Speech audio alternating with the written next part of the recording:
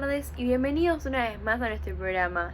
El día de hoy tenemos una sección especial para los amantes de la química, donde trataremos el siguiente tema, la estructura de la materia.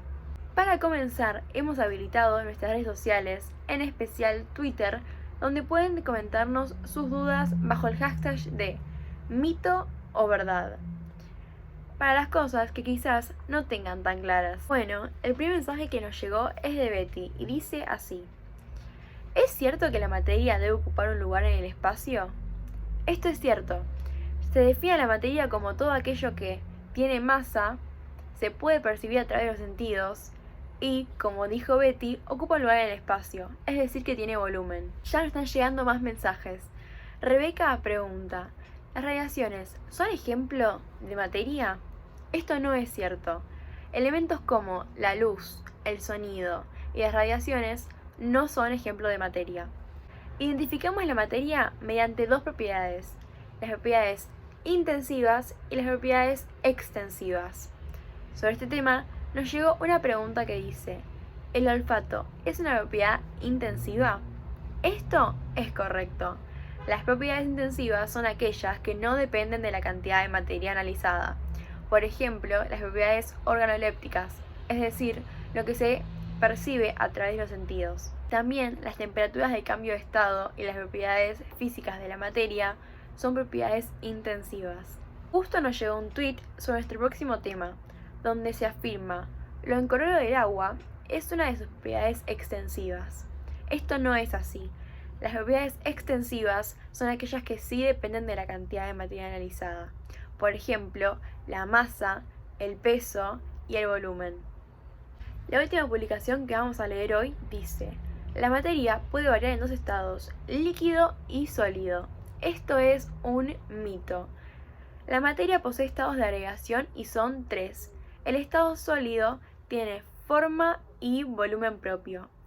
El estado líquido no posee forma propia, es decir, que se adapta al recipiente donde se lo ubique, pero sí posee volumen propio.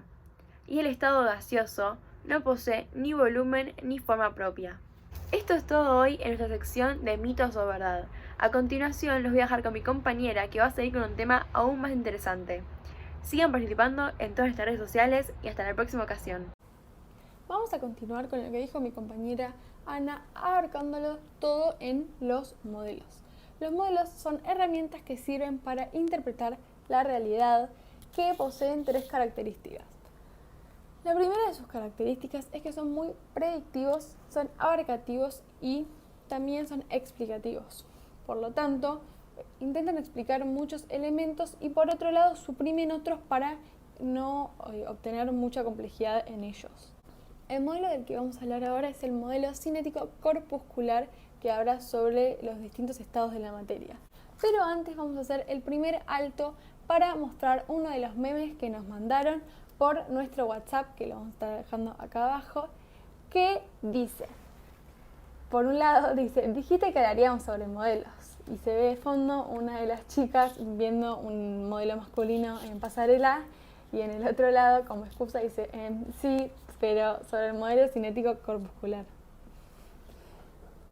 Bueno, ahora sí, hablando sobre el modelo cinético corpuscular, este nos propone que la materia está formada por partículas, las cuales se encuentran en constante movimiento.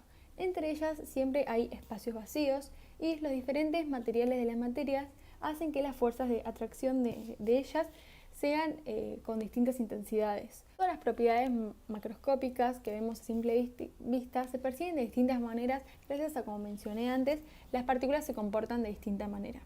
De cuerpos nos referimos a que estos tienen tres estados. El primero de ellos es el estado sólido, donde la fuerza de atracción de sus partículas es muy restringida, lo cual hace que éstas solo tengan movimientos de vibración, que no se desplacen y que se encuentren completamente. El siguiente estado es el estado líquido, en el cual las partículas no se mantienen fijas, sino que tienen la suficiente energía como para desplazarse, pero la distancia entre sí que poseen es una distancia completamente escasa. Y por último, el tercer estado es el estado gaseoso, en el que las partículas se mueven de forma libre por todo el espacio disponible, ya que la fuerza de atracción que poseen es muy poca, y esto lo convierte en el que sea un estado desordenado.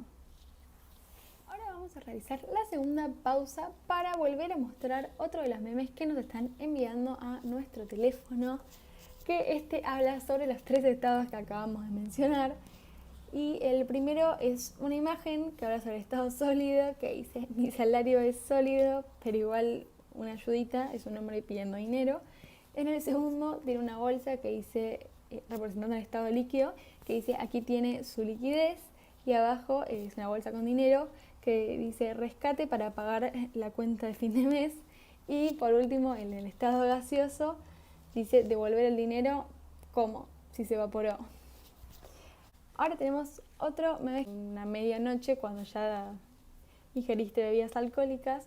Dice: ¿por qué no me llamas? Si lo escribí hace 2 horas y no lo he visto, que le vuelvo a escribir.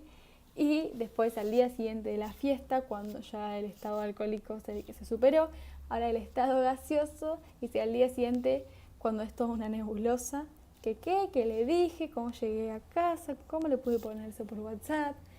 Y nada, muchas gracias por la colaboración con sus memes. Siempre saben que pueden seguir enviándonoslo por acá en nuestro número de WhatsApp.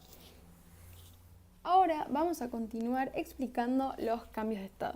Cuando a un cuerpo sólido se le entrega cada vez más y más energía, sus partículas comienzan a vibrar cada vez más y más fuerte, haciendo que esto rompa la posición fija que éstas poseen y comiencen a dispersarse. Y esto hace que se genere un cambio de estado hacia el cambio de estado líquido. Pero si se le sigue entregando cada vez más y más energía, como una de las características que nombramos anteriormente, las partículas van a desordenarse y esto va a hacer que se produzca el cambio de estado gaseoso. Es decir, mientras más energía se le entregan al cuerpo, las partículas pierden cada vez más fuerza de atracción, haciendo que esto se contrarrestre. Ahora vamos a nombrar los cambios de estado de los que hablamos anteriormente. Cuando la materia pasa por los 3 cambios de estado se llama la sublimación progresiva, pero cuando se habla, por ejemplo, del estado sólido al líquido es un estado de fusión. Luego del líquido al gaseoso habla del estado de evaporización. Y si hablamos a la inversa, por ejemplo, de estado gaseoso al líquido es condensación o licuación. Y por último, del estado líquido al sólido es el estado de solidificación. Para cerrar, vamos a ver el último meme que nos mandaron a nuestro WhatsApp, que muestra a un niño enojado que dice: cuando me dicen que no puedo cambiar de estado de ánimo tan rápido. Yo, si la materia cambia de estado 3 veces, ¿por qué yo no? Y bueno, nada. Ahora sí, terminamos con esta sección de nuestro noticiero y continuamos con la siguiente. Muchísimas gracias. Muy buenas tardes y bienvenidos a una nueva edición de Aprendiendo con Lu. En el día de hoy vamos a estar hablando de la tabla periódica. Como siempre saben que les dejamos nuestro hashtag Aprendiendo con Lu, edición TP es el de hoy, así que manden sus consultas y dudas que las vamos a estar respondiendo como siempre acá en vivo y en directo. Bueno, primero que nada espero que hayan prestado atención a lo que fue el noticiero de hoy, porque si es así sabrán que los átomos están formados por protones, neutrones y electrones. Entonces ustedes me preguntarán ¿qué tiene que ver, los átomos con la tabla periódica? Bueno, ahora van a ver. Acá podemos ver una tabla periódica. ¿Ven que tiene como varios cuadraditos chiquitos? Bueno, cada cuadradito es un elemento. Y a cada elemento pertenecen ciertos átomos. Pero entonces me decís, ¿por qué hay tantos elementos? ¿Cuál es la diferencia entre ellos? Lo que los diferencia es la cantidad de protones que hay en el núcleo de los átomos. Entonces, por ejemplo, los átomos que tengan la misma cantidad de protones en el núcleo van a pertenecer al mismo elemento. Y también, como sabemos, los átomos son eléctricamente neutros, con lo cual, si, por ejemplo, un átomo tiene 8 protones en el núcleo, va a tener 8 electrones girando alrededor del núcleo mismo. Bueno, acá en producción me están diciendo que hay una duda en Twitter, puede ser, a ver, ¿la podemos mostrar? Bien, Rami Rodríguez 03 pregunta: ¿qué son los números de arriba? No entiendo qué significan. Muy buena pregunta, Rami. Bueno, ¿qué son esos números? Esos números son llamados números atómicos y representan justamente lo que te estaba contando, que es la cantidad de protones que hay en el núcleo de los átomos que forman parte de ese elemento. Por ejemplo, producción, por favor, ¿me puedo poner berilio? Bien, muchas gracias.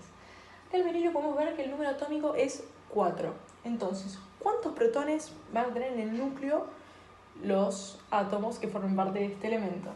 Exactamente, chicos, 4. Y como sabemos también, los átomos son eléctricamente neutros, como ya dijimos previamente, entonces va a tener la misma cantidad de electrones, o sea, 4. Bien, acá producción me está diciendo que hay otra duda, puede ser. A ver, muéstrenme el tweet, por favor. Vicky Sánchez pregunta: hola Lu, ¿cómo andás? A mí en una prueba me pidieron que exprese el número atómico, la cantidad de protones y la cantidad de electrones del sodio, y el profesor me bajó puntos porque no puse los signos. Y no entiendo de qué signos habla. ¿Vos sabés qué es? Bueno, Vicky, yo te cuento, seguramente lo que te pasó fue que vos en la prueba pusiste número atómico 2.11, protones 2.11 y electrones 2.11. Y déjame decirte que lamentablemente hay signos para determinar estos términos. Entonces yo te voy a contar, igual son muy fáciles, así que quédate tranquilo. Primero tenemos una Z en mayúscula para el número atómico. Lo que te pasó fue que vos en la prueba pusiste número atómico 2.11, protones 2.11 y electrones 2.11. Y déjame decirte que lamentablemente hay signos para determinar estos términos. Entonces yo te voy a contar, igual son muy fáciles, así que quédate tranquilo. Primero tenemos una Z en mayúscula para el número atómico. Después tenemos una P en minúscula con un signo positivo al margen derecho. Este para los protones. Y después para los electrones tenemos una E en minúscula también con un signo negativo en el margen derecho. ¿Ok? A ver, ya que están mandando tantas cosas por Twitter, quiero ver si alguno es tan rápido y me manda lo que en realidad debería haber puesto Vicky en su prueba. ¿Ok? A ver quién lo manda. A ver, ¿ya lo mandaron? Pero, che, están rápidos de verdad, ¿eh? A ver, vamos a ver qué manda. Ahí está Sofi Martínez mostrando, mirá, agarró hoja y todo para mostrar cómo debería haber sido la respuesta de Vicky. Perfecta, Sofi. Excelente. Muy bien.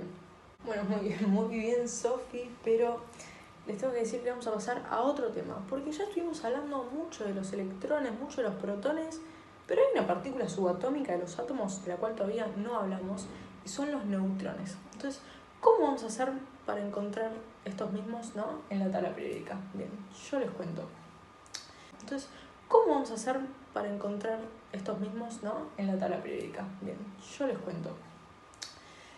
Debemos utilizar el número másico que está, por favor, producción, ¿me puede mostrar circonio? Gracias. Bueno, por ejemplo, los números másicos se encuentran en el inferior, ¿no?, del cuadrado de cada elemento. ¿Ok? Por ejemplo, acá el número másico del circonio es 91,224. Lo que hay que hacer con estos números por ahora es redondearlos en un número entero, porque están en decimal. ¿Ok? Obviamente lo redondeamos a el número entero más cercano, que en este caso es 91, ¿ok? Producción me dice una duda más. Ay, a ver, pásamela.